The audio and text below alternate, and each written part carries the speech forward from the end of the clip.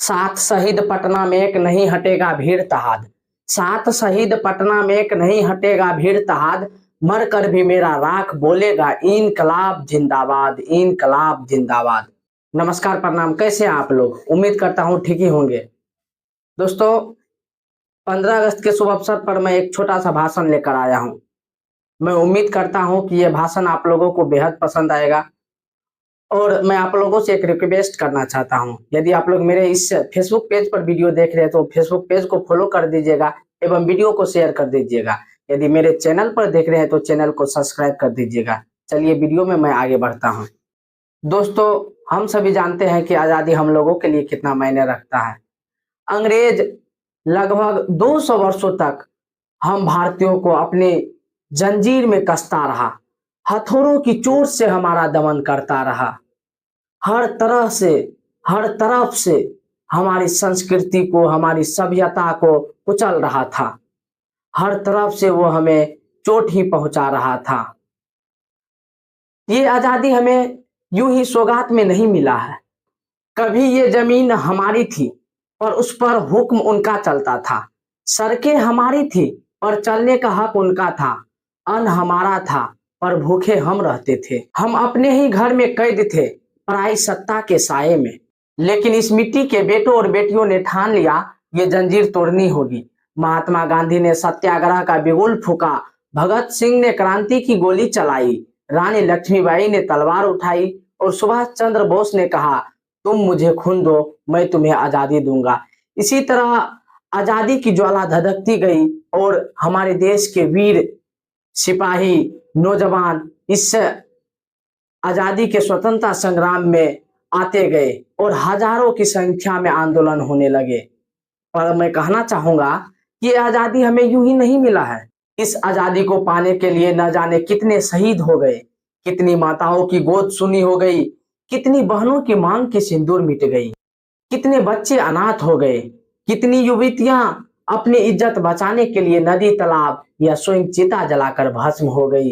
इन्हीं सभी के बलिदानियों की वजह से हम आज आजाद हो पाए हैं। आज हम आजाद भारत में सांस ले रहे हैं और हम सभी उस गुलामी की कल्पना कर रहे हैं कि हमारे पूर्वज कैसे रहते थे, पहले कैसे गुलाम थे, किस तरह से अंग्रेज हुकूमत के साये में जी रहे थे, उन्हें कितनी कठिनाई हो रही थी।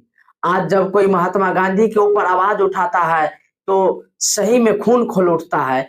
वो महात्मा गांधी जिन्होंने सिर्फ एक धोती में अपना पूरा जीवन व्यतीत कर दिया। मैं एक कहानी आप लोगों से शेयर करना चाहूंगा कि एक बच्चे महात्मा गांधी के पास जाते हैं और उन्हें कहते हैं, बापू आप इतने बड़े व्यक्ति हैं और सिर्फ एक धोती पहनते हैं, आपको तो 3-4 कपड़ा रहना चाहिए और वो बदल बदल के पहनना चाहिए।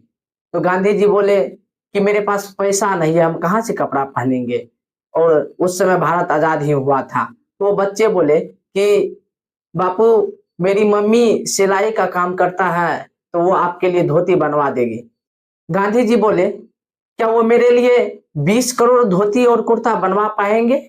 बच्चे अवाक रह गए और बच्चे समझ गए। गांधी जी पूरे भारतवासी को अपना परिवार समझते थे और आज चंद लोग गांधी जी पर आवाज उठाते हैं। दोस्तों, इस आजादी को पाने के लिए बहुत बलिदान दिए गए। उन सभी बलिदानियों को याद करने के लिए हम लोग 15 अगस्त मनाते हैं। 15 अगस्त सिर्फ एक नाम नहीं है, यह हम सभी की पहचान है, हम सभी का वजूद है। उन गुलामी की ओर जब देखते हैं तो सही में हमें लगता है कि हम खुश नसीब है कि हम आजाद भारत में पैदा हुए और हम इसलिए अपने आप को खुश नसीब मानते हैं कि हमारे देश में ऐसे ऐसे वीर नौजवान जन्म लिए, भारत माता के सपूत जन्म लिए, जिन्होंने इस गुलामी की बेड़ियां को तोड़कर इस भारत देश को आजाद दिलाए।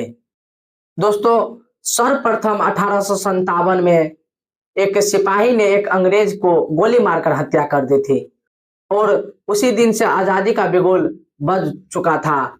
इस पर मैं अटल जी का एक पंक्ति आप लोगों के सामने रखना चाहूंगा कि ये अर्पण की भूमि है, ये तर्पण की भूमि है। ये अर्पण की भूमि है, ये तर्पण की भूमि है, इसकी नदी नदी हमारे लिए गंगा है। इसकी नदी नदी हमारे लिए गंगा है, इसका कंकर कंकर हमारे लिए शंकर है। हम जिएंगे तो इस भारत के लिए, हम जिएंगे तो इस भारत के लिए, हम मरेंगे तो इस भारत के लिए। और मरने के बाद भी गंगा जल में, और मरने के बाद भी गंगा जल में बहती हुई हमारी अस्थियों को कोई कान लगाकर सुनेगा तो एक ही आवाज आएगी, भारत माता की जय, भारत माता की जय। दोस्तों, आज भी जब हम सुनते हैं ना कि हमारे देश के जवान शहीद हो गए, तो अंदर से बहुत तकलीफ होता है कि जो बॉर्डर पर शहीद होते हैं, जो बॉर्डर पर हमारी रक्षा के लिए अपनी प्राण को न्यौछावर कर देते हैं, आज उन्हें उस प्रकार की रिस्पेक्ट नहीं मिल पाता है, तो अंदर से एक व्यथा उत्पन्न होने लगता है। तो मैं उसी पर एक पंक्ति रखना चाहूंगा। जब हमारे देश के सिपाही शहीद होते हैं, तब उनकी पत्नी एक सरकार के लिए क्या कहती है कि सुख भी भरपूर गई, मांग की सिंदूर गई, कि सुख भी भरपूर गई, मांग की सिंदूर गई, छोटे छोटे नन्हे ननिहालों की लंगोटियां चली गई, कि छोटे छोटे नन्हे ननिहालों की लंगोटियां चली गई, बहन बेटी की चोटियां चली गई, कि छोटे छोटे नन्हे ननिहालों की लंगोटियां चली गई, बहन बेटी की चोटियां चली गई। आपके लिए तो एक लड़का मरा है साहब, आपके लिए तो एक लड़का मरा है साहब, मेरी घर की तो रोटियां ही चली गई, मेरी घर की तो रोटियां ही चली गई। दोस्तों, मैं 15 अगस्त के शुभ अवसर पर आप सभी को हार्दिक बधाइयां देता हूं, और मैं आप लोगों से लास्ट में विनती करना चाहूंगा कि आप लोग मेरे इस वीडियो को शेयर कर दीजिएगा और इस फेसबुक पेज को फॉलो कर दीजिएगा। जय हिंद, जय भारत, जय जवान, इनकलाब जिंदाबाद।